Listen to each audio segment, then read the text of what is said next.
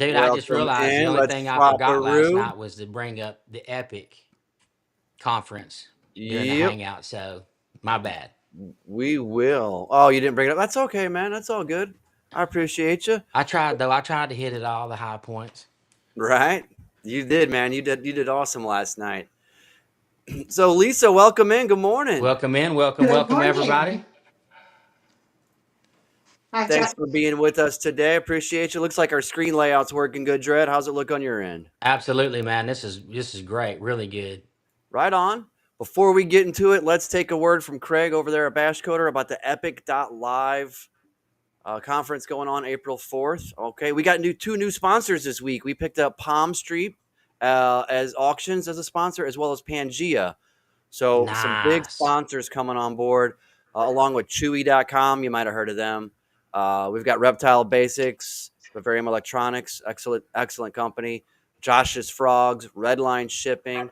So some really huge mega names out there that are sponsoring us. So this is going to be a great conference for all types of exotic pets, not just reptile related, and podcasters and people that want to kind of grow what they're doing. So let's hear it from the man himself who put this whole thing together. It's called EPIC, the Exotic Pet Industry Conference, and it's free to register at epic.live.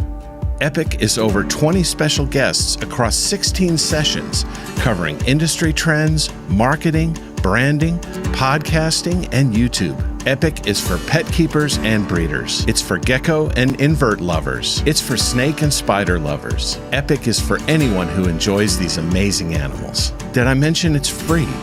Register now at epic.live.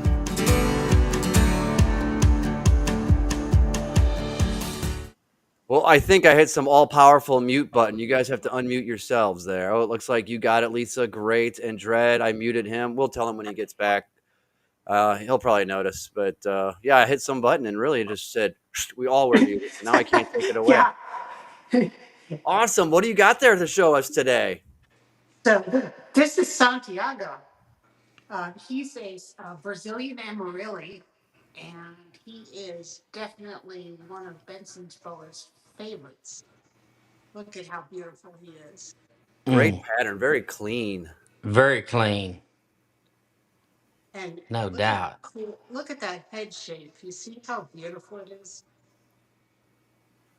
Is that along the now? Tell us a little bit about. I did some research, but help fill us in a little bit about the BCC boa constrictor and BCI boa constrictor imperator. So, can you tell us Yes. a little bit about some of the differences and what you might have in your collection to kind of represent that? Yeah.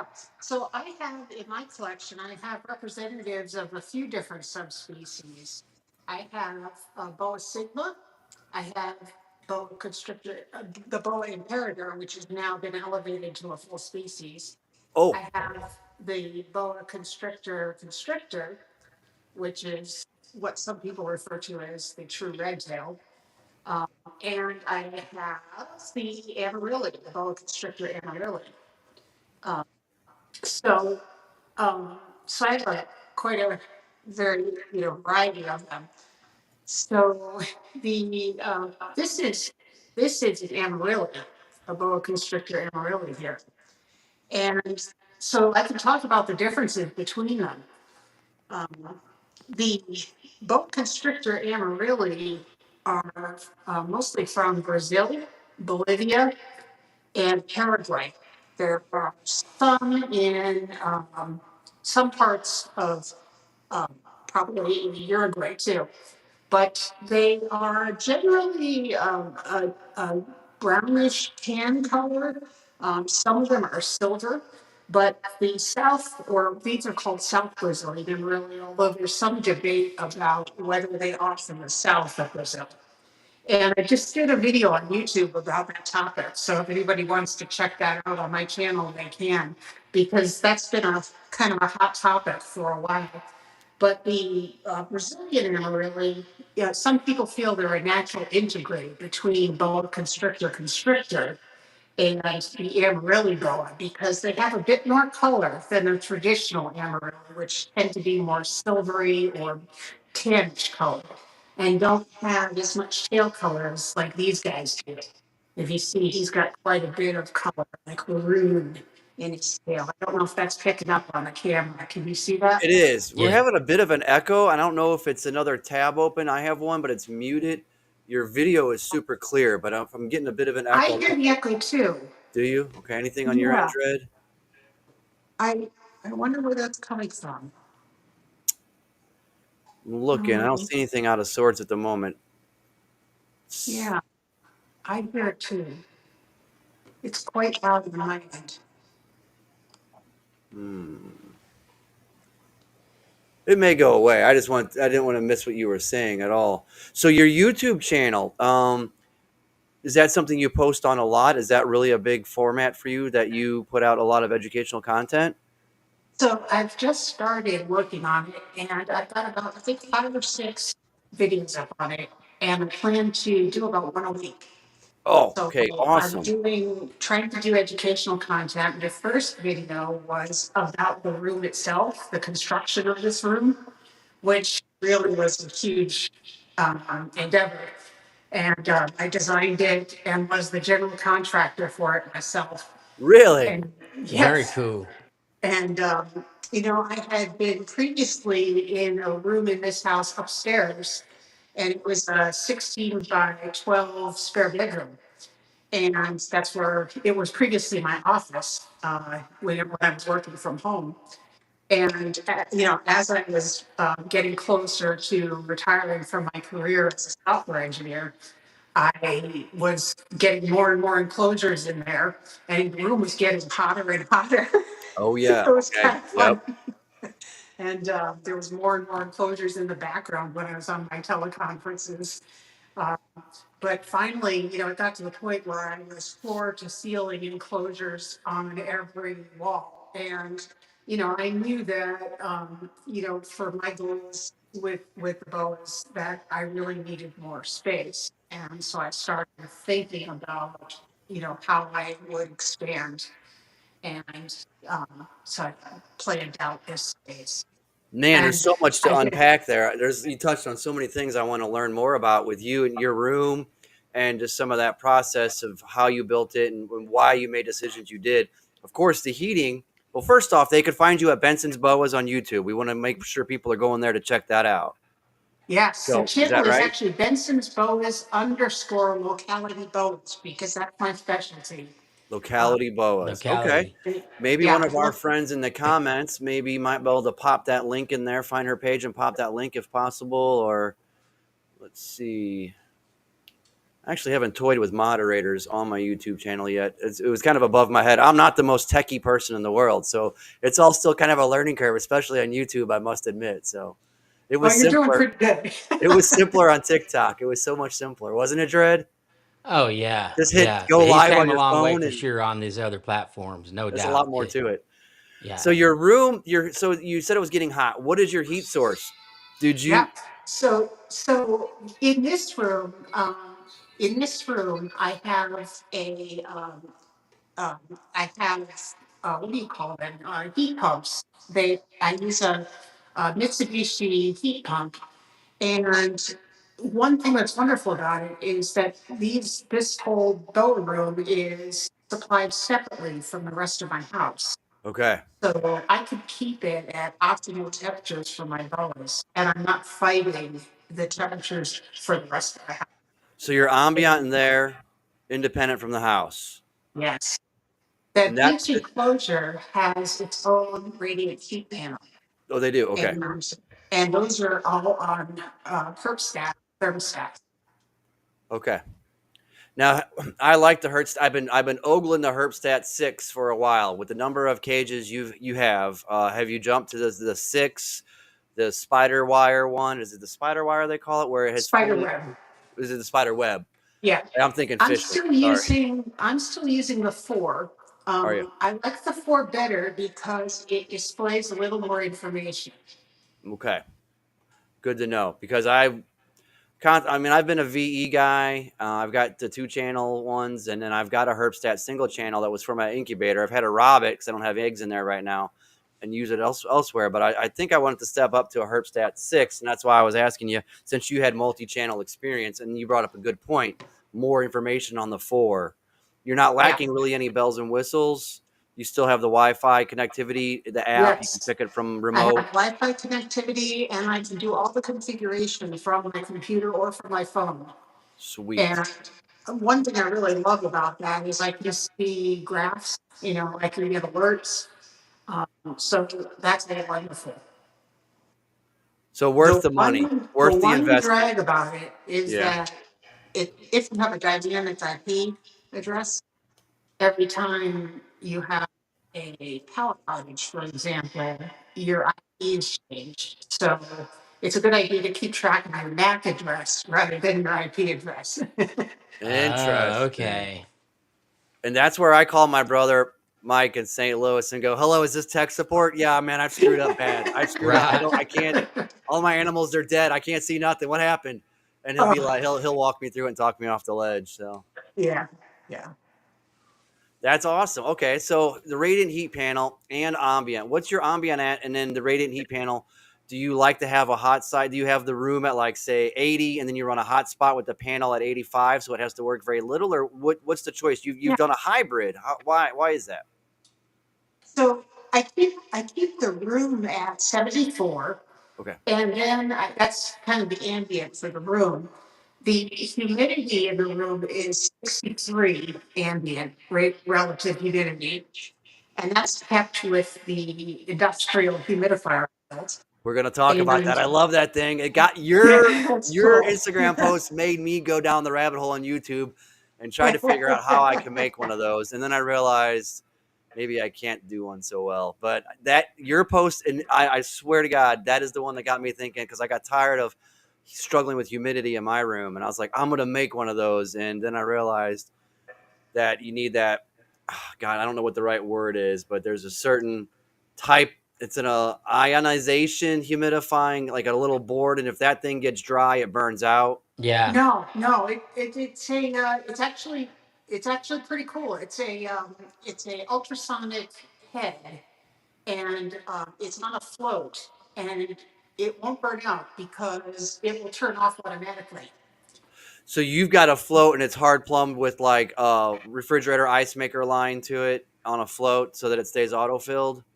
It it will automatically shut off if the level gets too low. So you're able to fill it manually.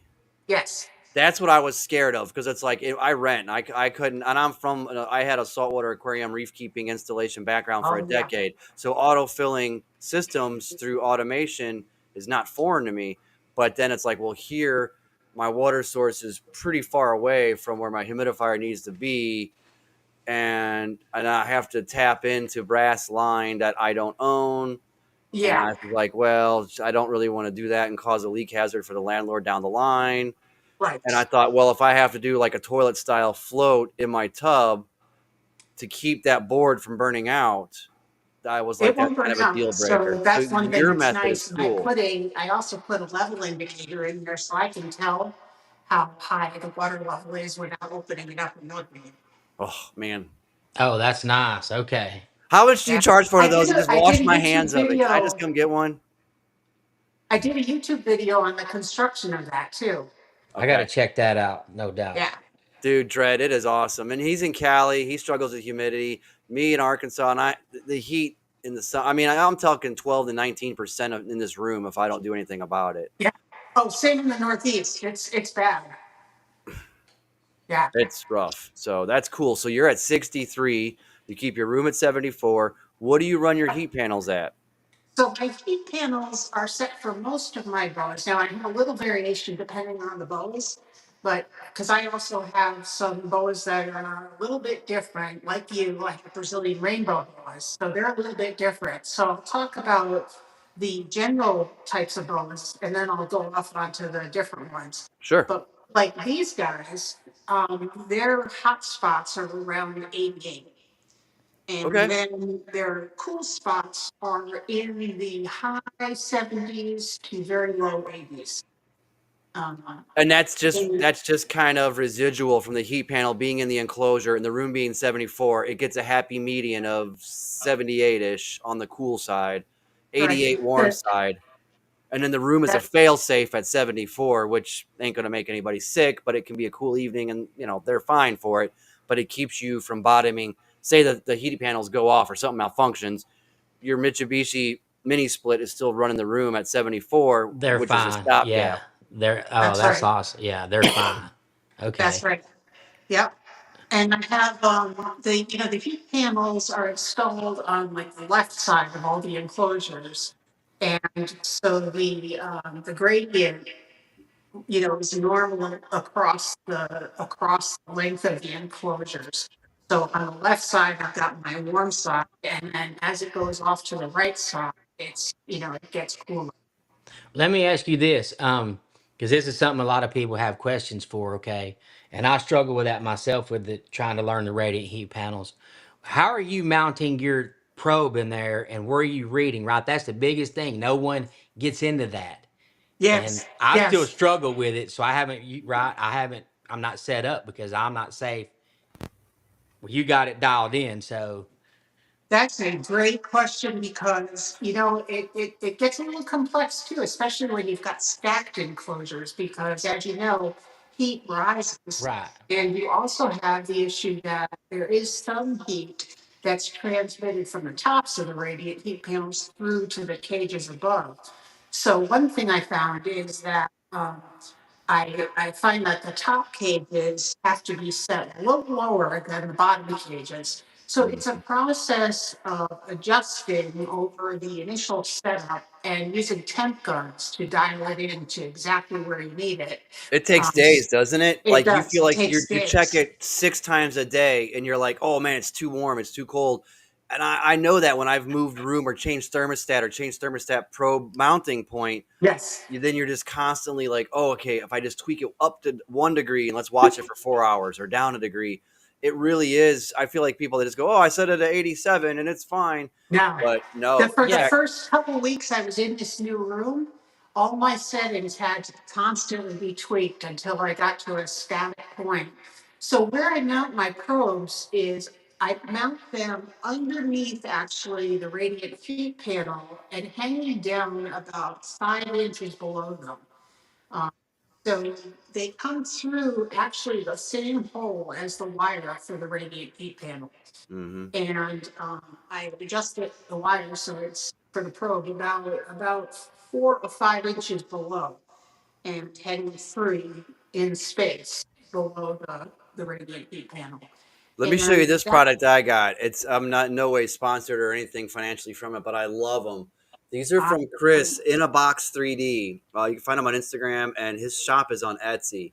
He makes a lot of stuff for chondros, green tree pythons, and these they hold your probe. You can use a small zip tie to secure it. I do one here and one here, and then on the outside of the structure that I'm putting through the hole, I'll use a little cord retainer with a screw, one of those little loops on the outside. So I've got 3 points of fail safe so my probe don't get knocked loose and then, start throwing bad temps in there for better or worse.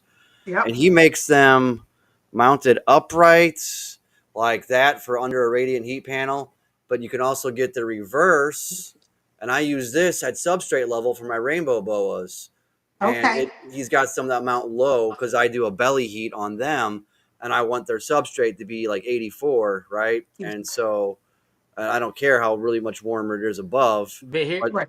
these are opposite, like you're talking about with your guys there and chondros and stuff. For me, overhead radiant heat, you can mount this. You can do your 5 inches or 3 or 6 or brant perch height or whatever you prefer. But these are super cool, and they're like $7. They're Very really cool. great, and so One of the things Boas will do is, they're so strong, right? And they like to climb stuff. And one of the things I always worry about is whether they'll wrap onto anything and pull it down. Are those real strong? well, I mean, compared to the an 8 foot boa, ultimately, I don't know. I think so. I don't know how. I haven't tried to snap one, but Yeah, I've got a 5.5 foot Brazilian rainbow in there. It's they're about her strong. size, Yeah, and she's never been messed with. But again, it's not up in the air. It's not a semi-arboreal species per se. They yeah, explore, as you well know, but it's down low on the substrate, so there's a little bit of a yeah. safeguard for getting it's not like the whole animal's up in the air on it. Right. A full size adult one, and they're bigger than a chondro. Even a big female wouldn't be as big as even a medium, Yeah. BCC, BCI. So I don't know about the overall strength. You bring up a valid point. They seem very strong. Uh, so far, I'm confident, but I haven't put them to the full-on strength test like that.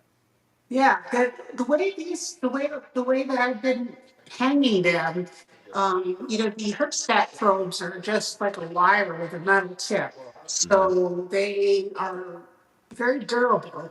And the way they pass through the top of the cage, I just secure them on the outside with in the groove with some tape, like electrical tape, for example. And the boas tend to not mess with them. I had one boa once try to wrap around it and climb it, but they didn't do it Maybe anymore. that works because of the beauties and the simplicity, because uh, it's not rigid. Right. It's it can move, so it doesn't give them a sense of, hey, I'm going to climb this, and That's that what I effect that it's think. dangling with gravity. That you're not fighting gravity to where it's getting drooped or the snake's coming over and leveraging it down. Maybe Right, the right. beauty of it working is in the I suspect simplicity. there's something to that. Yeah. That's Yeah. cool. That's it's like sometimes the simplest solution is the one right in front of you, and there you go, you found one. Yeah. That's awesome. So it's been working. So each herb stack is set a little bit differently depending on where in the stack, the enclosures are. And for example, in my stack of four, my top enclosure will be set at a lower temperature than my bottom one will be, just because heat rises. And it also depends on the height of the enclosure. For example, my 2 foot high enclosures will be set differently than my 18-inch high enclosures. What's been the biggest challenge moving into that room? I mean, we've touched on the humidity, we've touched on your temperature and your choice of your method of heating. When you moved in here, what was the biggest challenge? I mean, we've covered the successes. What was hard about it when you moved to a better space? Coming up with new routines. I had I had to establish like a new routine for my maintenance. Things were in different locations. Mm-hmm. That became pretty easy after a couple of weeks, and then just dialing in all those temperatures. But other than that, things got super easy after the first couple of weeks. Yeah, you've got room. You got room to spread out, and Oh, those are large so animals. spacious. Yeah, And the my old room had carpet on the floor, which is the worst.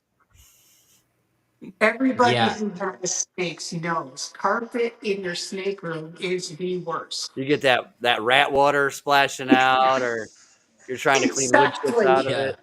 The bloody rat water. Ugh. Yeah. And also, Well, we can relate for that. Same thing. I just moved out of a 10 by 10 bedroom into this front. It's big, like I don't know, 400 square feet plus with the wood floor, and it's way easier. We had some good carpet installed though. That's easy to clean, but Yeah. yeah, I still was like, yeah, at some point we need to be in, and so we relocated. But you're right, it is. I'm still trying to get mine figured out. That flow and your maintenance and that routine. Your same Yes. thing with your temps and humidities. I'm experimenting still, and it is. But to be able to breathe, okay, and just have that room to move around, I think you're right. No, not so claustrophobic. Yes. I've Yeah. got, and with boas, and I'm sure the snakes you work with too, right now this guy is being so good. He's just curled up on my hand, right? But boas tend to be reaching out and trying to grab onto anything they can get near, just because they like to explore and Mm-hmm. climb and. And so when you're in a room that's small where everything is close by, if you've got a rack, they try to get into the rack. Everything. They want to grab into everything and disappear into it. And it's so nice to have so much room. I've got overhead fans to circulate air. Um, it's just marvelous. And another secret big win is your commercial sink. I think it's horribly Mm. underestimated how important that is as we age and bending over a bathtub or a garden hose outside. Oh, It you just is are so rough. so You clean a right. bunch of tubs or something. You're like, you get done. You're like, oh, Yeah, that Yes, would be my ultimate goal is to move this rack over to that wall, blow that door out, and there's a deep sink right there. yeah. that's Stainless what. commercial sink with like a big old giant gooseneck sprayer. When you're cleaning them Yep, tubs, whether it's Yeah, rodents or snakes or anything, God, is that thing valuable. It is it's so great, helpful. and don't put a divider in the middle because with the open double sink, I can put the whole bin in, and then use the high pressure sprayer to spray out urates, anything. It's perfect. It's one of those things that are overlooked. I think, I see some rooms that have a commercial sink built into somewhere, and I'm just like, you get it. You know the pain. I mean, yeah, you can have the fancy ARS racks, you can have all the money, cool backgrounds, but then when you have a commercial sink, you've truly made it because you realize what is important in life, and keeping them things clean and making it easy for yourself is a win. Yes. And absolutely. I'm glad I had the other room first because I learned what would be so helpful. Because before I had the other room and originally it didn't have a sink in it. And I had the bathroom was down the hall. And so I had a cart that I would put all my water bowls on and roll it over the sill of the door, Oh yeah. and boom, boom, and all the water would jiggle out. And then I'd put everything in the bathtub and soak it. And, my back, I had a fusion on my lower back, so that wasn't fun. And it's just, bending over that and scrubbing bowls and rinsing them out and filling them and then trying to get them back into the room without spilling it on the carpet. And Oh so, yeah. And those thresholds. Boom, boom, boom. Yeah, no, so that's no this good. was this was in this plan. I was like, I'm gonna have that sink convenient to both rooms because I have a baby room too that you can't see from this view. But I've got a baby room that's on the other side, and then I've got the utility room in the middle, and then this room. And I've got waterproof vinyl floor here that looks like wood. Yeah, And, Oh, it's it's, yeah, yeah. Because the it's wood just warp perfect. or And the I can funk. roll my cart around to collect the water bowls. I dump the water bowls into a tub that I've got as I'm moving around. And then I bring everything to the sink, soak it in chlorhexidine, and then I can fill it with a watering can once I've got the bowls back in the enclosures. Man, that's what I was going to ask. How you're filling your water bowl Yeah, since you're set up? Did you have one of those slinky water hoses hooked up to the sink where you can go around the room? Because that's what I want, or a I'm watering can. eventually going to do that. I'm Oh eventually going to yeah, do that. Yeah, that would be yeah. perfect. See there, I Phil. We got to step up our game, bro. We know what's up. I mean that exactly. that's the beauty of this show, man. That's why Dred and I started this last July. Is we realized we knew a little bit, but not enough, and so then getting to host people that have these really in-depth knowledge in niche species or keeping husbandry backgrounds has only benefited. I mean, really, the secret is we did this for free self-education. It's all selfish, but we're just here learning well, from that's everybody. that's the It great really, thing is yeah. sharing information. Like just getting out there and looking at what other people have. I mean, I one of this playpen I have in the back here. There's a bow on it right now. I don't know if you can see it up there, but I've got my only morph boa is up there. But that was an idea I got just from seeing someone I think who had retics, and they had a whole like cargo net arrangement with PVC pipes and like vines and stuff. And I thought, what a great idea to have an exercise space for your Oh yeah, for your absolutely. animals. And then I thought, okay, when I design my room, I'm going to have a central feature that's going to be an exercise space. And when I'm cleaning enclosures, I can put my bows on that space. I can also use it just to bring them out and observe them, just having fun on it. And they'll stay there like all day. They're content. Really, Oh Yeah. yeah, that guy's been hanging out there since we started talking. He's Oh, I can fine. pull my little BCI out the same thing, and I can just use this dadgum camera tripod and set him up on it. He'll stay there for hours and just Yeah, hang out. Yeah. You put a yeah, ball they love python it. on there. First off, it's going to fall and hurt itself and go splat. And then second, it's going to slink off on the floor and hide behind the rack. Well, You'll that's never really see it cool again. you're showing that because we did the same thing on the TikTok lives. I promote the puppy playpens, right, for the ball pythons and other kinks or any type of reptile. And we're hosting lives and hangouts, and we got the snakes in it, showing them off and crawling around, and everybody's like, "Oh, that's awesome! I got to get one." I said, "Go to the Smiley Face store, and they'll be delivered tomorrow." And Yeah, so that's awesome. And the same thing, put all kind of enrichment and stuff for them to climb on, and oh, that is cool. So is that a yeah. children's They have playground it's or got a rock climbing wall that they love to climb on, and that's some it's got good it's got content? rope ladders, and Is that for kids? Is that yeah, okay? it's actually a playscape, an indoor playscape for kids. Did you I modify it love or it. add any other ropes or anything to it? Yeah, I added a big climbing rope on top of it too. Okay. Yeah, it's really Yeah, cool, no doubt. I kind of But you want to got make the space by moving into that bigger room. You couldn't do that in your smaller area. I do right. the same over here. In my smaller area, I had a drying rack. It was like a clothes rack that Mhm. those kind that fold up, and you can stand Hmm. them up. And I had that I draped the rope over, and it was good when the boas were smaller. But I have a boa that's like 7.5 feet, and she would tip that thing right over. So this is much better. Yeah, so much sturdier. And I think you get a lot of cool content out of that.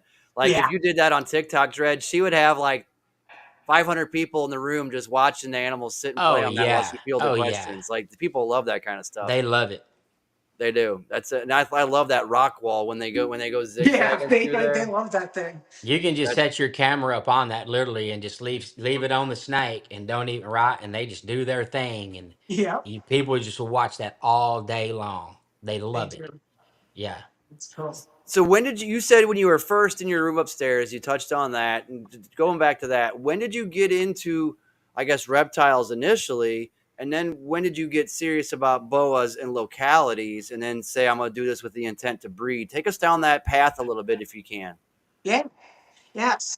So when I was a kid, I was crazy about reptiles. I think it started when I was like really into dinosaurs.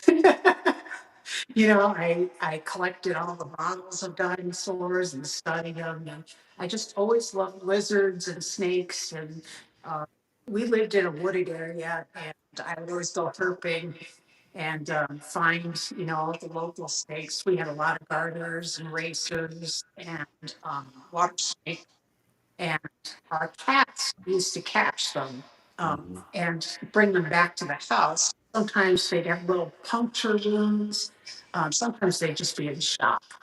And I would, rescue them from the cats and then try to nurse them back to health. And so in doing so, I've learned a lot about, the native snakes and their needs, their habitats, things like that. And I just got really fascinated with how how resilient they are and Mhm. how beautiful they are. And I had also, American animals like so many of us did, growing up. Um, and I loved lizards, but snakes always had more of an appeal to me. And when I was older, I got my first boa. And boas just, there's something about them. I think it's the fact that they're so docile. I mean, they, there's something about handling them that really unlocked feeling for me. Um, Like a cathartic kind of a zen yes, oneness. it Yeah. really was almost like they're my spirit animal. That's the best way to describe it. Mm-hmm. I, I when I like for example this guy when I look at him I feel a connection. It's hard. I know it sounds kind of hokey, but I don't I think yeah, no, I think it would a lot of people would agree with you. Reptile keepers in general, even people have them as pets. I mean, I think a lot of people would agree. very much so. And, we live in a world, especially when we went through the whole COVID period, where we couldn't have much interaction. There wasn't much touch, hugging or anything like that. And these animals gave us the opportunity to be held and hugged. And, you know, I I really treasured that. Um, and I felt that they got me through that period. So Absolutely. that's really where I started realizing that this was sort of a mission for me, was to get people to realize how amazing they are and to try to overcome the stigma that's out there. Mm-hmm. When I would tell people that I had Boas, so many people would be like, "Ah, I'm so scared. I don't want to. I'll never come over to your house." And I'm like, "You have no idea how amazing they are. They're so. Look at this guy. He's been sitting here like this the whole time, and he's a wonderful, wonderful boy. And all my Boas are. They're all absolutely wonderful." And I just think how much people are missing out on experiencing the beauty of these Right. creatures. And I thought to myself, their natural habitats are being destroyed, over in South America. And it's possible that in the future, these creatures could disappear from the wild, or, also the export rules are so tight now.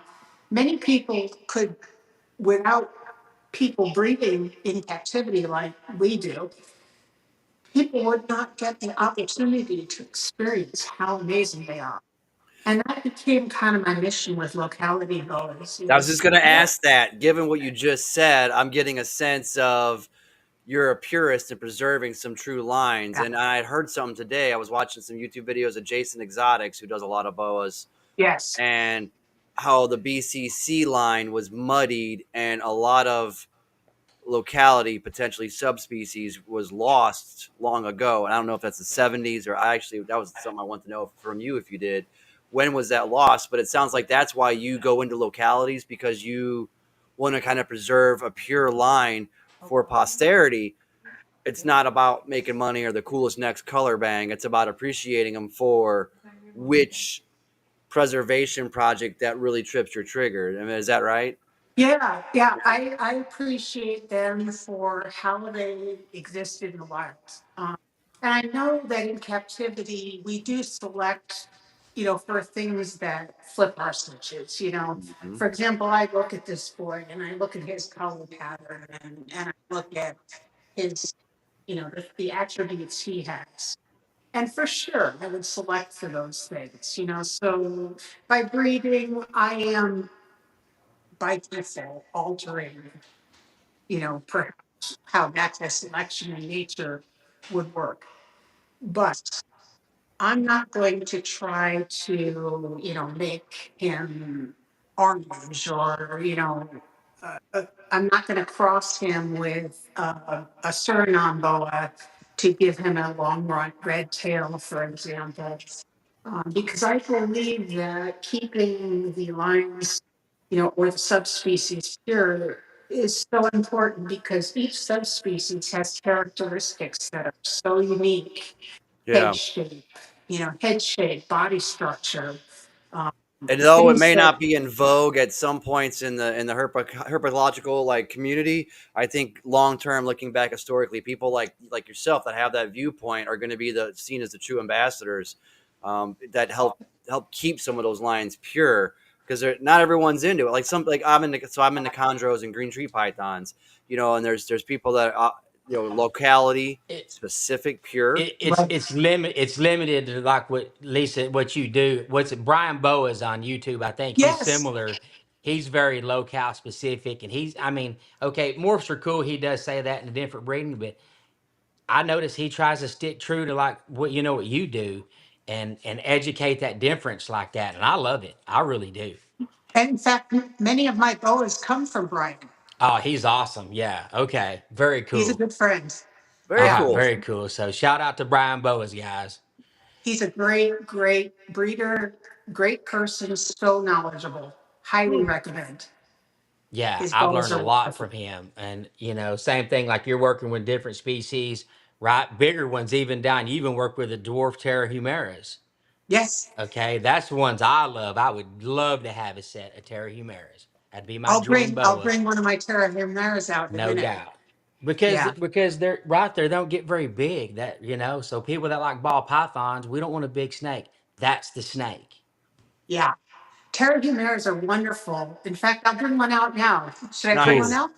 Yeah, that's all. Yeah. Yeah, that's awesome. Whatever See, one you Dread, want you to got it. grab. You I got mean, that in your yeah. wheelhouse, Dread. I got Brazilian rainbow boas. We both bring a little boa flavor to the party, just enough that we can. It's like a Venn diagram of awesomeness right now with Lisa. We're getting this whole When picture I of was her. getting back into this game and looking at the ball pythons, I kept looking at boas and I was, trying to learn about the Terrahumeras, and it struck an interest. I'm like, hey, so I don't know why I don't have any just yet. I should, because they don't get very big. I mean, I can keep them in, the stuff I'm using already. Huh? It And I'll And be there's a honest, guy local I to know me out here nothing in about them. California. I forget his name. He's like a school teacher, college professor, whatever. Uh, he's got some really nice Stevenson, something like that. Really nice Terrahumeras and Sonoran leopard boas. Uh, so I talked to him several times, but seeing what Lisa has, I mean, her animals are exquisite. I mean, they're just beautiful, well taken care of. Just, I mean, very nice lineage. You don't see too many of those animals imported anymore. I don't believe the Terrahumeras. This is Titus, and he's actually from Bryan. I just And love That's them. still a good sized animal. look Is at that the about colors 5 foot? on him. So he will mature to 4 feet long, and that's it. Oh, okay. So he's almost full grown. So yeah, see, so the male is ball python sizes, like 4 to 5, Even smaller. yeah, or even smaller. So what would you say the biggest female would get, even with them? Yeah, Same four same and a half. size. About Okay. same size. That see, And you see the head shape is a little different than the boa I had up before. That was an Amarilli, and this is a Sigma, a boa Sigma. And you see how his head, let's see. okay, they fall You under the see how sigma. his head is Okay, different shaped. We're not seeing it. Can you pull him up higher? I'm yeah, sorry. hold him up a little bit.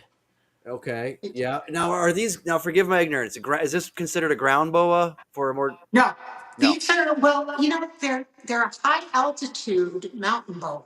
So they live in the mountains in what's called mountain islands. So they live in very high elevations. I think they probably come out and bask on rocks.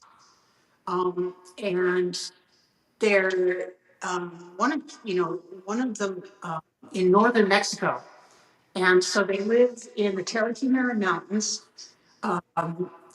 The temperatures where they live are more extreme, so they don't need as high a temperature. They're very hardy little bones. Perfect to, for beginners because they have very easy husbandry requirements. I mean, they're hardy. They are Is that like more of a wonderful. 65 to 85 range? Like they can take it. Yeah, Mountain species, I find generally, whether it's New Guinea, Australia, or New World, like in the Americas, that's shockingly cool what they can tolerate. yeah, they can Yeah, tolerate much lower temperatures. And they're just so easy to deal with. I mean, they are wonderful little boas, and they're so fun to hold because they don't really want to go anywhere. Like they'll be curious and look around. They don't try to hide their heads or anything like a ball python, but they'll just sit there and look at you. And one of the things that's interesting about them is when you go to first pick them up, sometimes they'll be a little hissy, and but they never strike, and they just make a lot of noise, Ah, and reminds me of a and they get kind Burmese. of rigid. So I call them hissy handles because they make it easy for you to pick them up because they get so rigid. And then as soon as you pick them up, they relax and they just curl up in your hand like this, and just you can hold them for as long as you want, and they're absolutely wonderful. Huh.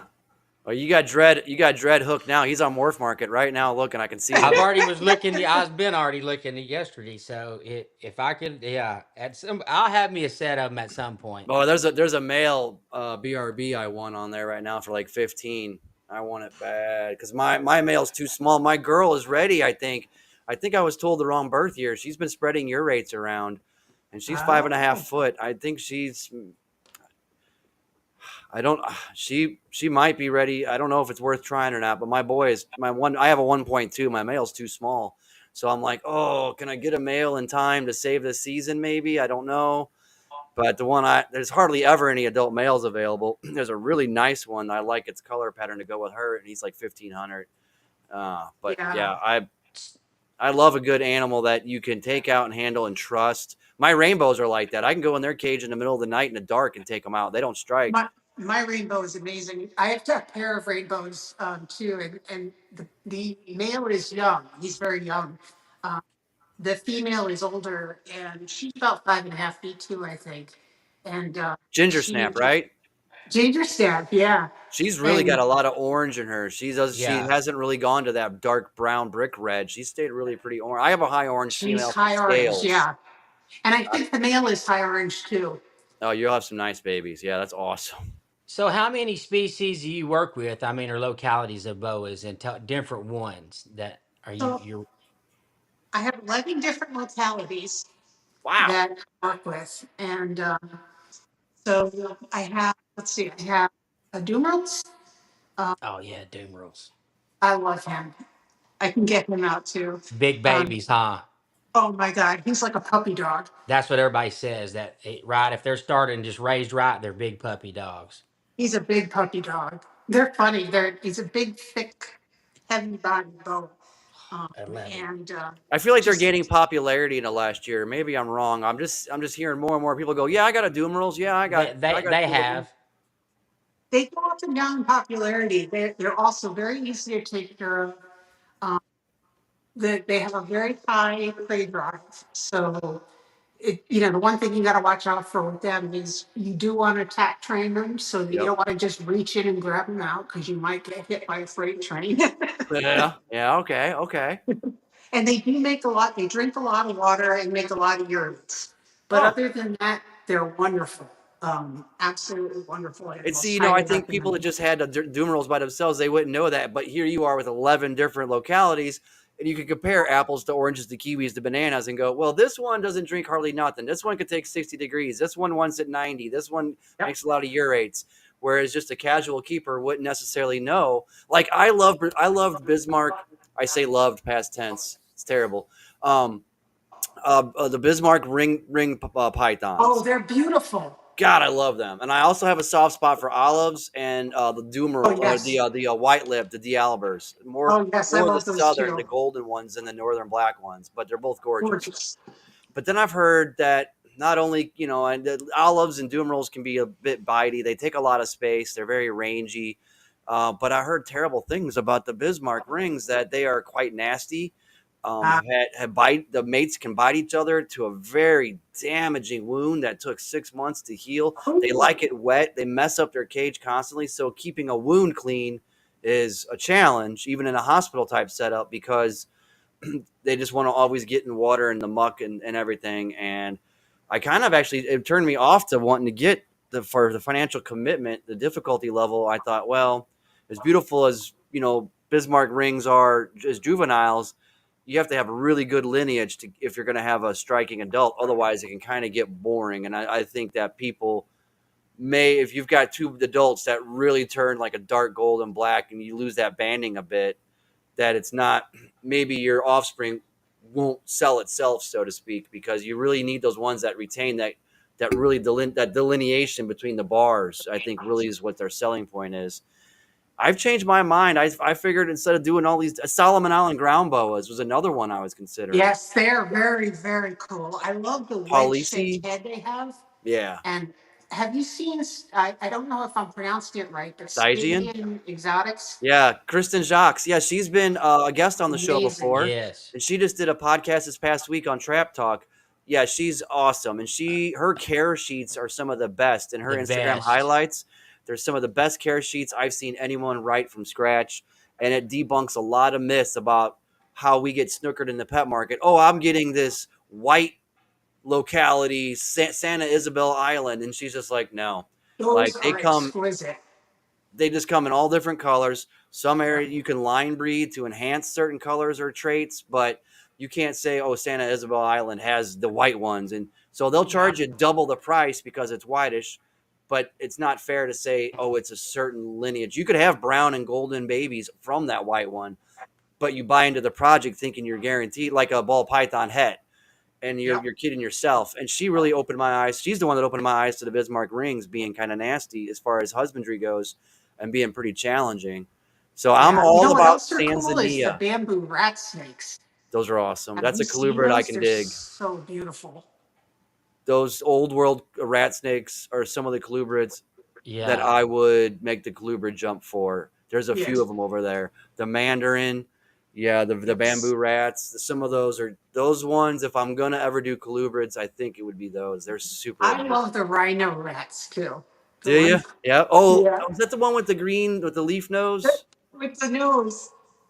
Those are I wild. just love. A friend of mine, Nick Lerner, has one that I'm just in love with. We had JD on the show before of Meteoric Serpents down in Florida, and he's way into the colubrids. He runs the Colubrid Corruption podcast. Very knowledgeable young man. Dude is like 20 years advanced for his age because his knowledge level. Very impressive dude. He's got a great, and he has those some of the same colubrids we touched on. He geeks out on it big time, and he's a really cool asset to kind of know. He's a good friend to know, and yeah, it's kind of corrupted me a little bit. If I was going to get into them, those old world colubrids are killer. Now, I think if I was going to make the jump to another species, which would be hard because I'm Benson's Boas, right? So Right. how can I be Benson's Boas if I have something other than Boas, right? Right. But I love scrub pythons. Scrubbies. I like the barred necks. Yeah, now I can't have bardecks in Connecticut. They're not allowed. So Wow. I have to have another species of bardeck. Huh. Not, I mean, another species of scrub. Okay. But if I was going to make a joke, it might be for a scrub. Interesting. Their head scale, their head pattern, there is like the That is closest to a amazing. king cobra you can get without getting a king cobra. I That's swear. right. I Very think they're cool. so cool. Yeah. And Dave Kush has such an amazing set of them. That's very cool. Yeah, it's Carly, a Coastal Morelia buddies with. She's kind of a default mentor of mine. She tells me no and quit calling her all the time, but I still bug her. I'm kidding. I got a chondro from her before, and she's got some barred neck scrubs. She loves them too, and they're shockingly large. Some of those They are pretty big. subspecies, Yeah. really But large. I'm pretty comfortable with, as long as you handle a snake respectfully, I found that most can be turned into pretty trustworthy, handleable animals. I've started off with some babies that are pretty defensive, and certainly they're not mean, they're just defensive, you know? And then as you work with them, they begin to trust you. And all of my animals now are perfectly docile. So what's the biggest snake you have over there that Yeah, I've you have got to work with? about a 7.5 foot female North Brazilian and I bring her out, except I think she's ovulating right now. I Okay, can turn the camera on her though. So let me put this guy away and I'll do that. awesome. And what she just said about the dread about kind of knowing some of those animals. I've even got my. It was about the husbandry more and kind of learning the snake. My captive hatch Indonesian bred Biak chondro, having the removable perches and not having to reach in there where I had static perches and try to get that animal out. It was very cage defensive, and well, God forbid you reach in there while it's hungry, which is pretty much all the time. Oh yeah. But you can if you even at night. I got it out at night. We were on there with DJ on his podcast Off the Oh yeah, Plank, and yeah. I The took other it day, out. yeah. I just I sprayed it with the mister to distract it and get it off of like, hey, I'm in strike mode, and I took out the removable branch, and it was fine. I can pet it, and I've learned that the thing isn't just always going to try to eat me, but it was all about having a better cage, with removable perches and kind of reading the animal better. And it's improved a lot as far as I can actually take that animal out and pet it now. Oh, look at her. Are you able to see her in there? Very well. Absolutely. So this is Bella, and she is, I think, ovulating right now. And um, she is coiled up right now, but she is about 7.5 feet long. I got her from Brian, another one from Brian, Beautiful. and she is wonderful. She's very nice soul. I mean, I can hold her and carry her around. Um, she was in breeding trials since Thanksgiving. And for those of you who follow my channel, you'll know that we had an unfortunate situation that just happened this week. I'll close the page here. What happened was the male that I had her with, Batman, we prolapsed. He had a hemipene prolapse, which is a risk in breeding. And what happened was I went, I do checks on them all the time. I even have them on camera. And I went and checked him in the morning and found him in his water bowl.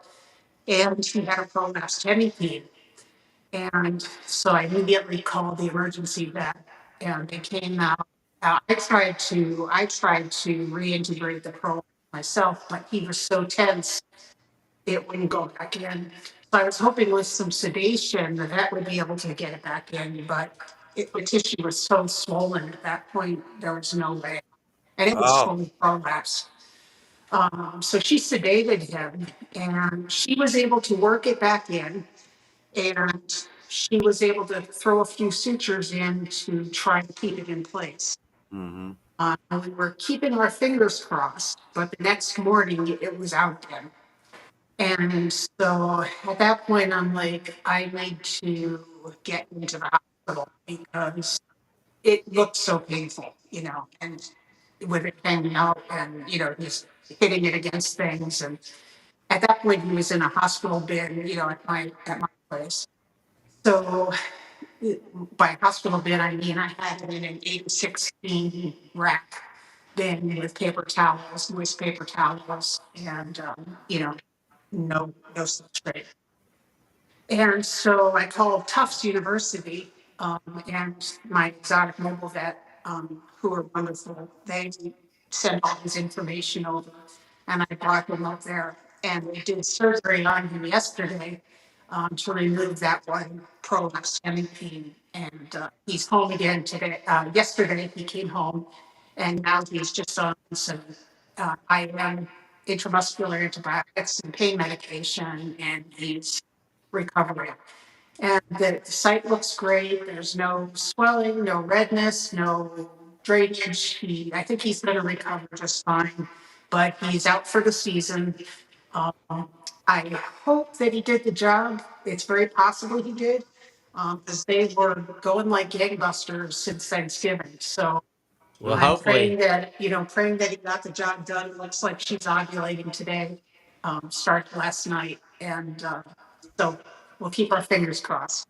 Well, he's a happy man if that's how it goes down. Yeah, well, they were inseparable, so it Oh. looks promising. So it doesn't mean it's the end of his breeding potential, just less likely of actually getting a good lock because you have 50, because that's why they have two based on whichever side of the dorsum they end up on the female, right? That's So right. nature kind of took care of it itself based on their general physique. So I guess you have to be lucky enough to always be whatever side's still good, be approaching the female for a lock on that, on the Right. in the And relative. he's a wily little guy, so I think he can probably do the they'll job. figure it out.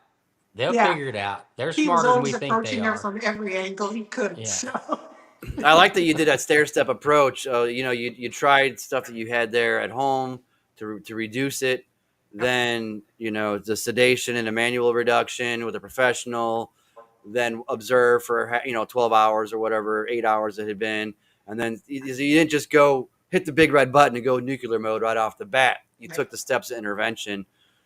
which because it wasn't an immediate life threat, but it was a threat of a limb, so to speak. So I think because I have a paramedic, I was a paramedic for a decade, not Oh, terribly okay. long ago, paramedic firefighter, and I worked in busy ERs for about 7 years of that as well. But yeah, taking that approach, if it's not like life or death right now, taking your interventions in slowly escalate them for a definitive solution, cure, or whatever you want to call it, as opposed to just hitting the big red button and going, okay, surgery right now. I Right. like that you went a couple of approaches first. Did you use anything to try to reduce it manually? Did Yeah, you I use did. like So I tried a warm. I did a warm soak. I also did glycerin, and to help slide it in, and I used some preparation H as well. there you go. Okay. And I was wondering because I know in Chondro World with prolapse, they'll soak in sugar water with a rectal prolapse to help draw the moisture out and shrink it, and then preparation H, and then try to get it reinserted and throw a Band-Aid on there, take the perch out for a couple days, stuff yeah, like that. So I was wondering if you used any topical shrinking agents, and you did. I was just I curious. did, and it did bring it down some, but the problem was that he was so tense that he just kept pushing it back out. Right, Those right. ventral scales were probably just clamped down from pain. So Absolutely. And so when the vet came out, and I'm so fortunate, to have a great mobile exotic vet came out, and with the sedation, she was able to, and her assistant, she was able to hold open the vent, and then with the sedation, he was relaxed enough to, push everything back in. But unfortunately, the tissues were still, engorged enough that it never went back into its proper place. right. And so the next morning it had found its way out again. And I got some very good views from an educational standpoint. If you look at my Instagram, you'll see some very good pictures of the bifurcated tip of an hemipede. So if anyone's interested in seeing what that looks Right. like, got some pictures of it. Very cool. Yeah, not cool for the animal or yourself, but very Right, cool learning right. moment. Yeah, I very cool shared it learning for moment. educational Yeah, purposes. Right. absolutely.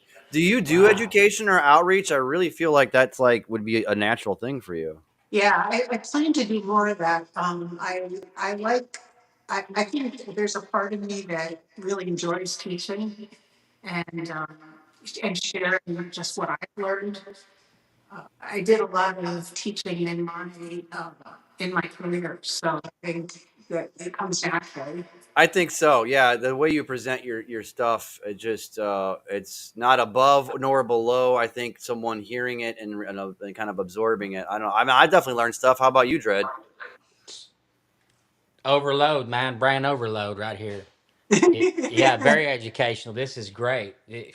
Yeah, absolutely. And that's fun. So, And right, and being in this hobby, and doing this, and even with feeling myself, that is, I think that's really the fun part about it is the education and just the interaction with someone that doesn't know, right, a newcomer, or even if it's someone that's been in the hobby.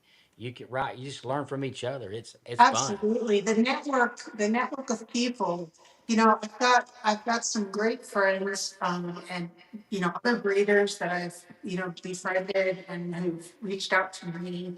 And a shout out to them, Dennis from Ace Boas, Brian, Brian from, Brian Boas, um, Allison, who's also a breeder that I've bought a lot of space from, Seth Zelenik, uh, Nick Werner, Ohana Reptiles. Um, these are all people that, I've gone to for advice and who have helped me a lot. And so I want to thank them, just shout out for their, guidance in both breeding and in, when things come up that I hadn't seen before. So very grateful. And, I hope to return the favor. Absolutely. Yeah, I feel like people that you brought up that are fearful of snakes. I feel like with kids or some kind of a community center or something at the local library for a Saturday afternoon where Yeah. you're doing. I just feel I get the vibe that you'd be good at a touch and talk with these animals that are trustworthy. That to the average layperson would be like, oh. but yeah, you can kind of take away that fear and break down some barriers. And I know my local YMCA I'm very involved with because I play pickleball 4 or 5 days a week. So they have asked me to do something like that. yeah, that'd be super cool. Yeah. And if you had a library on board, you could maybe they could select and curate some books at the table with you. Here's some educational books on some of these, whether it's constrictors or reptiles or snakes or something, or maybe it's geography or ecology or something about those jungles and where they come from. You could have a really great assortment of books, nature magazines. So then the library is getting something to cultivate to people to check out the book because they don't make money, but their goal is to spread education. So, if you got a table, that you're putting that interest, that's sparking that interest in little kids, and now they're checking out books about it. You might, who knows, maybe you inspired, the next Jack Yeah, Hanna or next something. generation of You never know. herpetologists. Right. Let me get out ginger snap. Yo, yes.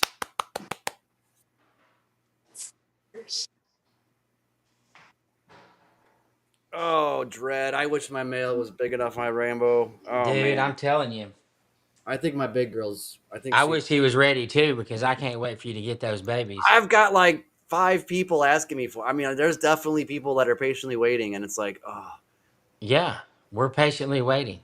Hurry up. Speed him, tell him to speed up. well, I know Dad Bod Exotics had that really cool sticker. They had a male that they were, well, proven male, they were contemplating parting ways with. I might have to reach Man, out if to you him. could, that'd be so awesome. But yeah, it Yes. See, some of them have the darker sides and some have those lighter, more ivory sides. And I don't know. And that might just be a locality. That one's really orange. Wow. And at night, she is like fluorescent. Huh. Yeah. She's about the same size as my girl. yeah, she's very orange. So she was from Dave Collin. I love Dave Colley. We're going to have him on the show. I love that guy. I read all about, I'm trying to educate myself on the morphs on these things. She's one that once she starts moving, though, she doesn't stop. All mine do. My rainbows hardly ever calm down. They come out. They're the busiest dang things. God Yeah. forbid you try to take a photograph of them. She is constantly on the move. And I can't really leave her on the gym, on the bow gym, because she will always head down. Yeah, I can 1000%. I bet that's 100. I mean, I totally get it. Mine's like that too. Eventually, she'll calm down and she'll, like my daughter holds ours because that's one of her favorite snakes. It'll curl around her, shoulders, arms, back of the neck and chill. But the first 10 minutes of having it out, it is nonstop. Exactly what you're experiencing. Yep, yep. I mean, I love holding her because she's so mesmerizing. She's so beautiful, but she just does this constantly. Yep. I mean, yep. And Good. and So on then, the boa Oh gym, she yeah. will find down and just head that way. And yep, once she's down, she'll go on the floor and start heading towards the wall. yep.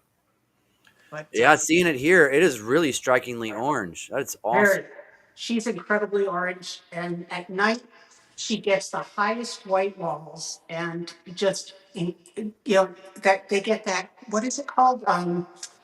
Oh, I can't, I've forgotten the word. They have an amazing color change at night, and they say it's to deal with temperature. Huh. They say it has to do with preserving temperature or their heat. And their sides get white all the way up to about this level, and her back color turns fluorescent. I mean, it's crazy.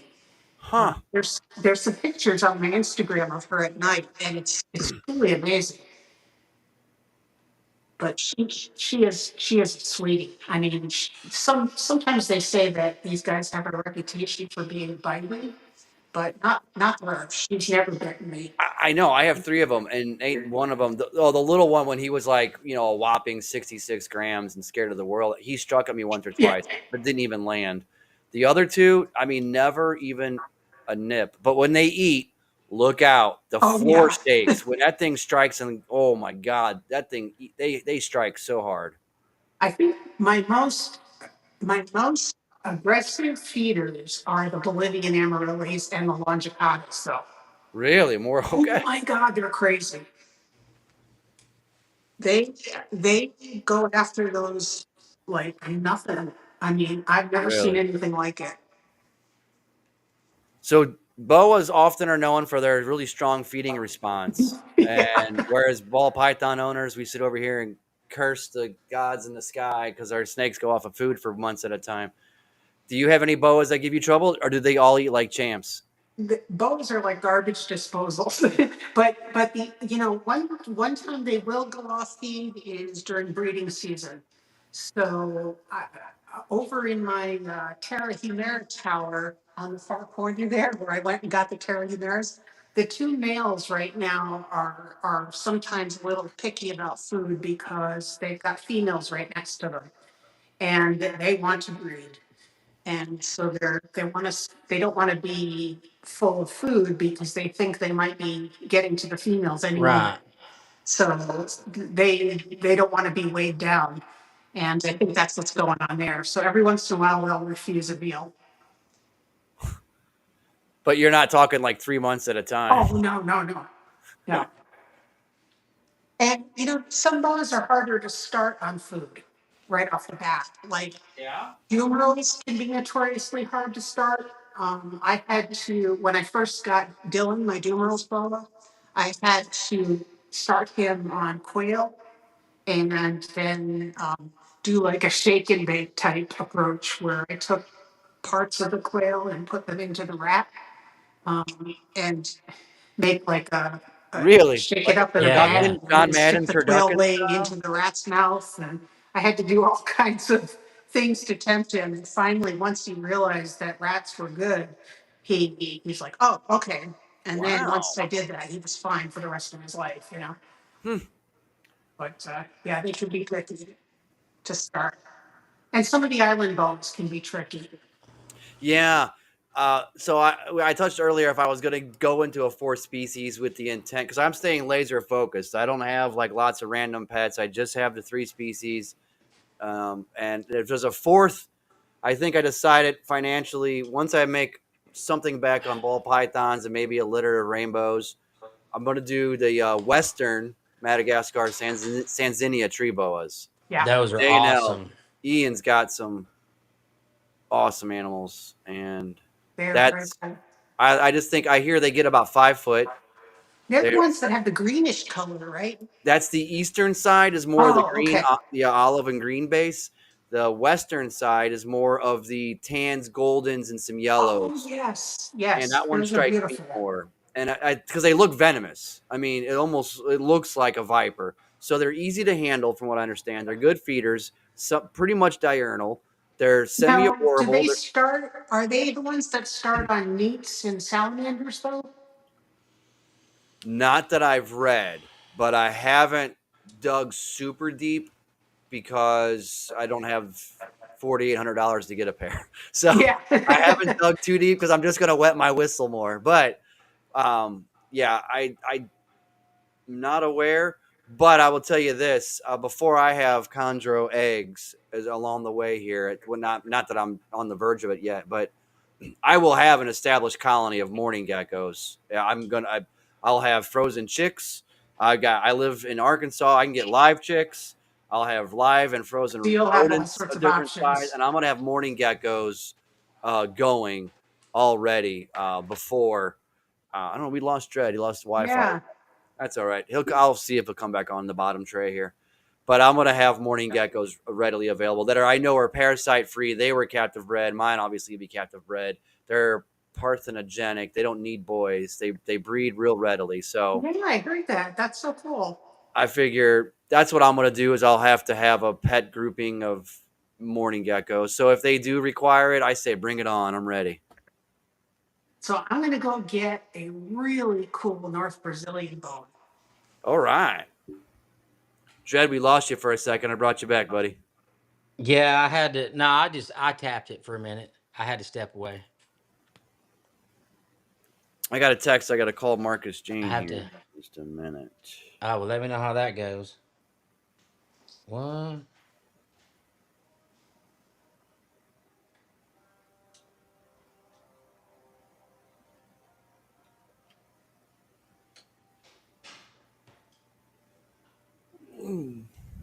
Looks like I got an early day in Little Rock on Monday, I believe. Whew.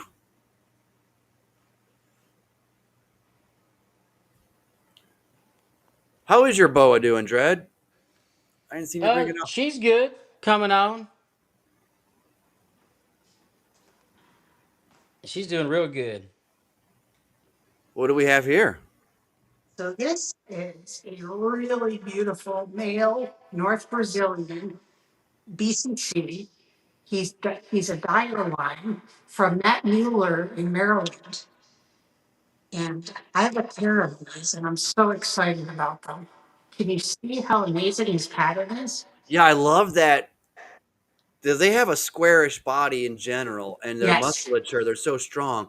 But he's got that top, almost looks, it reminds me of a pastry decoration, the way it's so perfect on the edge of that square musculature. Yes. And then it just drops off and changes completely. That's a rad pattern. And look at the tail. Yeah, they're like backwards puzzle pieces. They're inverted. They're convex instead of concave. And Those are then awesome. his head is so cool too. So that's a BCC, Yes. Northern Brazil. Yes. And you What can do you think see about he the behaves a little Guyana bit different. boa? He's squeezier. He's, the PCCs tend to be a little squeezier than your imperators and the sigmas and the amaryllis. He wants to wrap around things a little tighter. But he is just so cool looking.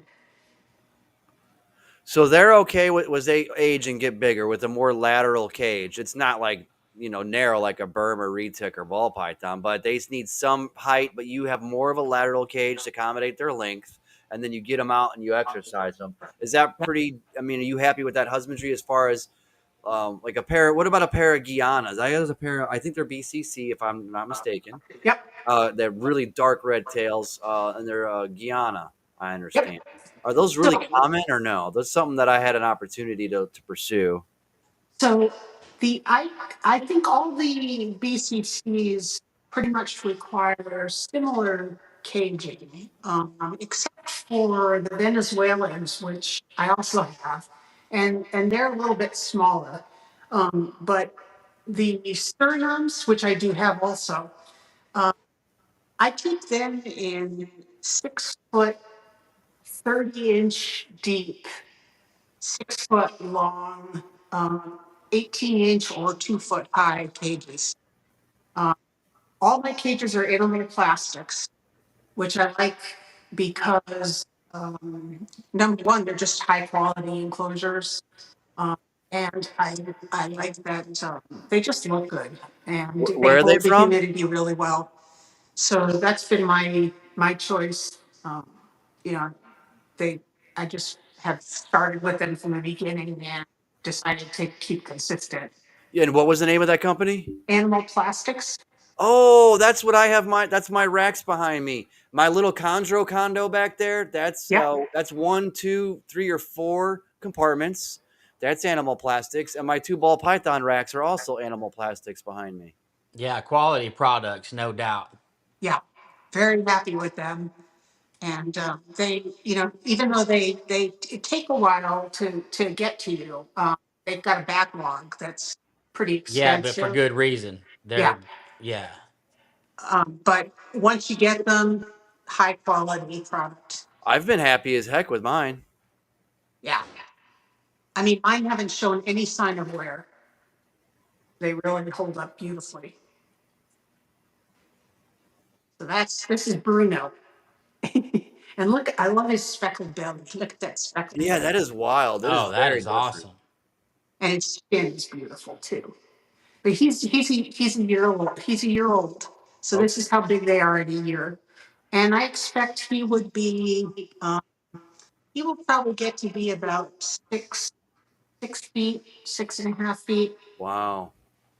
At a year, I got a year-old chondro behind me, and the size difference is shocking. How big is that? Last I weighed around 100. It was 140 grams about 6 weeks ago or so.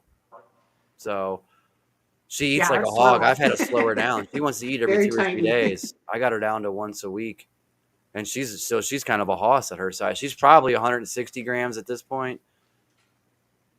So now I'll get out a silverback Amarillo so you can see what they look like. I love that northern Brazilian. That's really cool.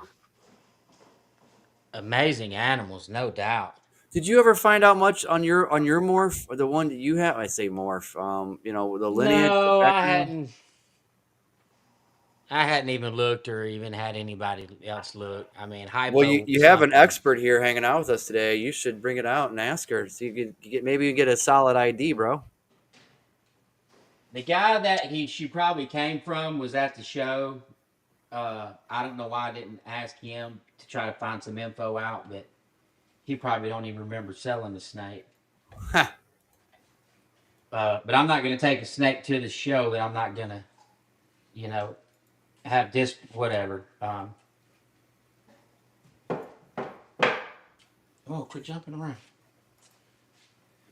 I don't know. She's some hypo. They told right again. We know what they told me, and I know dang good and well it ain't. But maybe, maybe she has the genes to make that.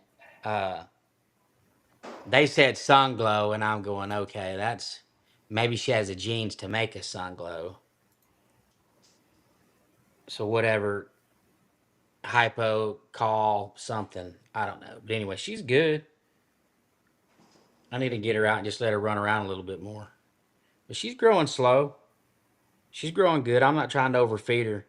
That's one thing I was gonna ask too. Is like I hear it a lot that because boas are they can be voracious eaters, or right. They want to go to the all you can eat buffet. You can overfeed your boas and get them too fat, pretty quick. And that's not a good idea. That's Lisa, right. is that your shirt for your company, your business? No, that's actually this shirt was made by a woman named Andrea Boas. That's her Facebook name, and I got it from her. Oh, I love it. The Isn't it print, cool? And on that the print, back it has the backside of the Boas. man, that print is awesome. So this is a silverback Bolivian Amarillo, and she is a 2021 girl named Bianca. And you can see they have a beautiful, broad, flat head. Can you see? Yes, that almost reminds me of some of the ground boas. And these are pretty terrestrial. They don't really climb, um, and they have this really cool color to them. And they have a very short tail. So they typically have three tail bands. See, just Oh, three. wow. So they're also known as short tail boas. Huh. They're very thick bodied, um, and they get to be about 6 feet. But as she matures, she will become very thick bodied, What prey almost like a type are ball you feeding python. that? A large rat, not yet retired breeder size? So she is not quite breeder size yet. No, your rats, the ones what do you feed her on? What size? Oh, she's eating medium rats right now. Mediums? Okay. Yeah, and really, you have to bring along pretty slowly because they tend to have a sensitive digestive system. So you can't feed them big prey items too fast. They will regurgitate. Same thing as the red tail boas. There's You have to see, bring that's them along another, pretty slowly. Lisa, these are little subtleties that me, as uneducated about the nuances of these boas, I would never know. And you're telling me one's got more urates, one needs smaller meals, so like slower grower. Like, that's incredible. Those little things, like if you were to get your hands on one of these, I guess the people would have to be pretty intentional if they went and bought this animal, so they should know. But that's just different than what you just kind of hear as across the board husbandry for them. And here you found and succeeding with small subtleties and their differences in diet, and it's really interesting. Yeah. The what I found with these is that as long as you bring them along nice and slow, like these guys, I feed pretty much one size down from what they would normally, normally you'd say 10 to 15% of their body weight would be, the size of the prey item you would feed a boa. That would be kind of your average. But these guys, I'm one size down from that because I found that in general, if you use that formula, the 10 to 15%, you're risking regurgitation. Huh? Which I have heard on boas. I mean, there was one I was paying on, and it passed while it was in the breeder's care, and he ended up replacing it with another animal that was more mature. He didn't know price change, got me a bigger animal, and was really apologetic. Great guy, Will Bird out of Kentucky. Excellent. Yeah, he's a zookeeper there at Louisville Zoo. Has quite a robust program at home on his own. Great guy, and it had inverted its stomach from a regurg. Oh, yeah, it can be a serious problem. I mean, if it keeps going. I mean, if it happens once or twice, it's not bad, but if it keeps happening, it can become a real syndrome and they can actually die from it. Yeah, that one passed. He made it sound like its stomach had pretty much barfed up out of its mouth, and that was the end Oh, of it. wow. Yeah. And I guess I wasn't aware of that heading into keeping boas. But this is one of my favorite subspecies because I love their heads and I just love their personalities. They seem to be a very intelligent type of boa. They seem to be pretty responsive to the handler. I get the feeling they, seem to respond. Uh, to, I guess I almost feel like they recognize you more than other boas. Interesting. They are powerful eaters, though. And I always, like, I don't know if you noticed when I was getting around, I used to hook to tap it first because they love to eat. So that's Bianca. Let's see. That is cool. Yeah, the head difference and yeah, the short tail. It's interesting. Yeah. So I'll get out, let's see, I'll get out a Suriname, a poke drawn Suriname. Did you get yours, Dread, or no? Oh yeah. Yeah, she's out. Well, let's ask her. I mean, she's growing a bunch, dude, since I seen her last. I don't know why the little tag under my name today has double constrictly business twice. It used to just be one. I'm not sure why it's doing that. I mean, it's not the end of the world, but I ain't tinkering with Yeah, her. she's growing good. Like I said, I'm just not trying to overfeed her, and I should probably feed her today. I mean, the body composition looks fantastic. Yeah, she was underweight when I got her, and I was feeding her pretty good. So I'm trying to find that. I'm just trying to Lisa, find can you that help sweet help spot to us keep her where she look at looks nice and Look at healthy and Dread on growing screen. good. But What's some she's identification cues on this girl here? Let's see, it's hard for me to see him. Can you make it bigger? Let's see here. Ta-da! I rescued this boa, and I know what they told me, and I know that's not what this is. She probably has the genes to make a sun glow, but she's not a sun glow. You know what? She looks a lot like, and I'm not an expert on morph boas, But but hypo, she looks a lot like my sunset dog. everybody that's seen her is like she's hypo something. Yeah. Yeah. And sunset boas are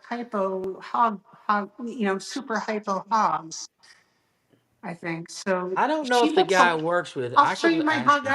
island, my super hypo hog who's a sunset boa. Hoggies are a boa that when I was looking at him and watching a lot of Brian stuff, I don't know, something about the Hog Islands. I was like, way back a few years ago, I was like, if I get a boa, it's a Hog Island boa.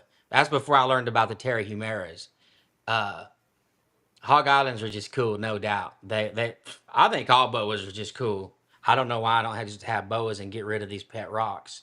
The Carly would love you right now. Oh, But hey, I got to take a moment. Shout out to the strong and intelligent women out there. This is what there was Women's Day this week. I was kind of raised mostly by a single mom and took care of us, me and my two brothers. And so I have one child. It's a daughter, and she's smart as is the most amazing kid. So I want to shout out to Krista, host of Trap Talks Girls Who Love Reptiles show Sunday nights. Worldwide Nice. Exotics. She's a nice. research vet, and she Oh, was very born from good. a zoo. I'm from St. Louis, so we got a lot in common from a Patreon we were in. So, Lisa, I just thought shout out to the women out there that are Yay. strong and intelligent. But So do she you see does look this very guy? similar. Yeah, There very are some similar, right? similarities there for sure. Those orange bow ties down the back. Yeah. I don't Yeah. know how well you can see him. Oh, very good. That's a nice, pretty boa. He's my only morph boa, and he's a pet. I just love him. Well, this is He's the only one I got, and I was like, all right, I'm gonna go rescue this. I'm feeling a I little bit probably like gave Chuck them what they Woolery gave right at the now, and show I'm for seeing a it for the love snake and connection. the enclosure, but I'm glad I got it anyway because the conditions it was, yeah, it's better this snake is with me. Let's Yeah, just say Dred, that. she's looking really good. Yeah, she's looking good. She's coming along good. She was underweight. They was feeding her way too little, and I got her looking good and healthy. She's got a little kink back here in her tail. It's weird. I don't know if she's born that way or her tail got shut in something, but it Ah, doesn't affect her. I mean, it's just you can't even really see it, but she's a good little snake. She's a good eater. She does her thing. she's She just beautiful. Yeah, I mean, so this may be my only morph boa unless I get another one, but I really do. I'd like to work with, say, mate, just stick with some locality like that. You know, the Terrahumaras. I think they just look cleaner. So I pulled this guy out right in his humid hide. So this is all my boas have these humid hides that are little sterilite tubs that I drilled a hole in the top, yep. and Yeah. it's got some moist sphagnum moss in them, and they love these. And this is Sandro, and he's a poke grind Suriname. And these are red-tailed boa constrictor constrictors. And he came from Eric Rollins of HK Constrictors. Oh yeah, he's nice, Really cool pattern. That's something I see about the clean, quality of the animals that you're working with is the patterns are so clean for what they are. You can tell. and he's healthy too. He's very, square body ish, or however you want to call that. Oh, he's nice. Isn't he beautiful? Yeah, he is. And I mean, Nice. he's pretty squeezy right here, but his colors in the sunlight are even better. But he's got like a really deep burgundy red tail. Yeah. And I love the connected pattern. He's got connected saddles, which I love. And one of the things I love about the poking rods is they've got these secondary markings, which I think are so cool. Hmm. For And sure. beautiful medallions on the sides. Are you able to see those? Oh Yeah, yeah, yeah, yeah. yeah. Down the side. Yep. That's a good way to Gorgeous. display them. And look at the tail. The tail's awesome on that animal.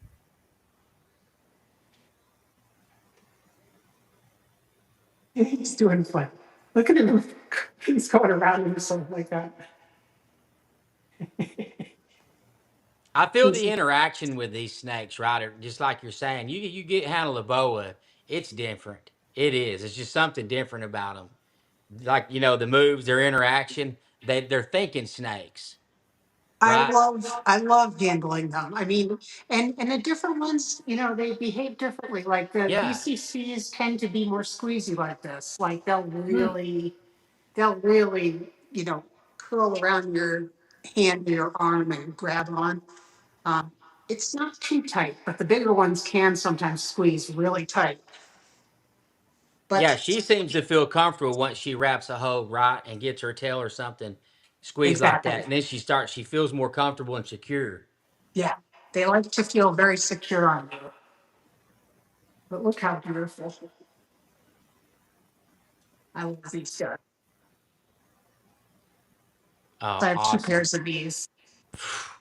I'm so jealous. One day I'll get there. But I this is just the love thing, them. like, and I understand. Look at this Uh, patty right here. It's like you see, it's like a face. oh yeah, it does. It sure does. I get it. My wife doesn't want us to, big snakes. I don't want too big of snakes, and I get that. So it keep them to the smaller size. I mean, 9 foot to me, 9 foot's not that big. Okay, but to her, I don't want anything over 12. 9 would be kind of the limit. Where BCIs, I think, probably fit a good category. Or else I'd probably have more big snakes. Yeah. If they're gonna get my cats. Well, not necessarily. They're Just not, keep them out of the room. Yeah, right. We just don't let them play with them when the cats, and we keep them fed good, and then they're not gonna. Yeah. See, I got a So problem with stray cats around here in my neighborhood. I might just open the cage it's a up for them. slow. Well, I have two Jack Russell Terriers. So I just don't let them in the room. How the hell is Yeah, that? I got you. Well, Lisa, this has been great. This has been really a lot of fun. I feel like we got a good overall kind of education from husbandry. I mean, we started from the ground up, moving into this room, and some of the stuff you've done, and then like your love for locality. Hopefully, you'll be doing some outreach and education stuff. I feel like you'd be a natural at it for real. I think that'd be really. I don't know why. I just get the vibe that'd be a really good fit for you. Just the way you speak about the animals and handle them, your comfort level, just approachability. I think you'd really excel at that. So hopefully, you can do something fun with that doesn't take up too much time, but gives you something cool to look forward to. You Thank you. know, I think you'd be great at education. Yeah. Dred, you got some answers on your boa a bit, huh? Huh? I said you got a couple answers on your boa. It's always been a mystery. Yeah, I mean, it still may be, but we're probably leaning in the right direction. I'm not gonna worry about it. I'll find something good if I want to do pairing with her one day, or I just got to make sure she's a he or he's a she, right? Yeah, that's So tougher once they're older. I It's don't easy know when they're how. young. I Really? have the probe kit, so maybe I should just go ahead and probe her while Wow. she's still, or still little, so I do know. Or how would you recommend sexing or sexing it? So I would. What do you recommend? So when they're young, it's easier to sex them because they don't have as much muscle. So once they get over a year, it can be tougher because they develop a lot of muscle in that tail region. Mm, But when they're like under a year old, you can put your thumb, kind of run them between your thumb and your forefinger. In fact, Jason Exotics, Jason on Monday Yeah. did a good yep. video on that of how to sex them. He did some demonstration of how to pass them through your thumb and forefinger and feel for the two little bumps that you'll feel with the male. I find that works better than probing them for Okay. boas. Okay. They told me she was a female, and had I probably talked to the breeder or had more information, I probably could have found out a little bit more. But yeah, I need to probably get on that, and so that way I know what I got. Yeah, yeah. You If want I, to do that before it gets older because once they yeah, get older, because it'll be hard to. she's for sure over a year old. So they got her in probably February of 24. I rescued her by May or June, Yep. Mm, whenever I rescued her, and then so that snake was probably born in Octoberish of 23, maybe. Once they're No, over a year old, it is possible it to sex them, but more difficult. And just a little tougher. Okay. yeah, and probing them, you have to be careful you don't injure them. yep. Yeah. You know, 2-person um, job. sometimes you can tell, like certain species, the Dumeral's boa, for example, they have some sexual dimorphism, so you can tell the males tend to have some differences around the cloaca, and you can tell by looking at that, but not all boas do. So, like there's some difference in the keel scales and the spurs, but it's not the same with all boas, so it gets more challenging. Okay. All right. Well, tell us before we wrap here, where can they find you again? Remind us how to find you on YouTube because I definitely Yeah. want to check out a couple, the first two you mentioned for sure. I want to see that content and help that grow. Remind us Yeah. where we can find you on there. So on YouTube, I'm at Benson's Boas _ locality boas. And on Instagram, I'm Benson's Boas. Facebook, I'm Lisa Benson, but it's also under Benson's Boas. Very cool. Sweet. Definitely This give is it. awesome. This has made my day getting a look at these pretty boas. I've been following you for a good. I mean, it's been a year at least. I think now This is awesome. on Instagram, close to it. I think. So yeah. So I definitely been enjoying watching some of the stuff you've done in your journey. And I don't know when the room move happened exactly. You do, I'm sure. But I remember seeing that transition this past year, watching you grow. So it's definitely some really cool level of care. The fact that your enclosures all match and the cleanliness and brightness of your room, I think is a lot better than a lot of keepers you see. So I just love that. So Thank you so much. I'm blessed to be big able to provide this level of care for my animals. I know that not everybody, has the space to do this, or the resources. So I feel very fortunate to be able to do this. Yeah, I sold all my mid-century modern furniture I never sat on in this front room and turned the front room of my house into a 15 by 20, whatever it is, snake room. So you got to make the commitment sometimes, man. Yeah. Yeah. So, All right, Lisa. Well, thank I you so really much for your thank you time. for giving me the opportunity to share. Well, thanks Absolutely. for I hanging love with us. having you This has on. been awesome. You're welcome at the campfire anytime you want to come hang out. So Thank you. this is Absolutely. You guys All are right, wonderful. Dre. enjoy the rest of your weekend for sure. Thank you so much. All right, I'm going to pull you guys from the scene, and we're going to sound our video one last time on the way out. I'll see you backstage. Thanks, everybody, for checking us out on Naughty Business. We'll Thanks, be back guys. Thursday, our usual Enjoy your time Thursday. weekend. We're going to have Bex Bobtails from Australia. We're going to be broadcasting. She's live from Australia, 16 hours ahead of us. And so we'll have her Friday morning, her time, Thursday, our usual time for us. Shingleback skinks, which you can't even get in the U.S. So Very cool. it's going to be really neat. All right, guys, I'll see you backstage. Thanks for watching, everybody.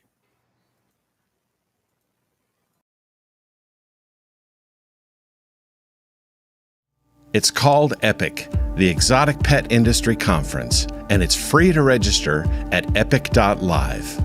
EPIC is over 20 special guests across 16 sessions covering industry trends, marketing, branding, podcasting, and YouTube. EPIC is for pet keepers and breeders. It's for gecko and invert lovers. It's for snake and spider lovers. EPIC is for anyone who enjoys these amazing animals. Did I mention it's free?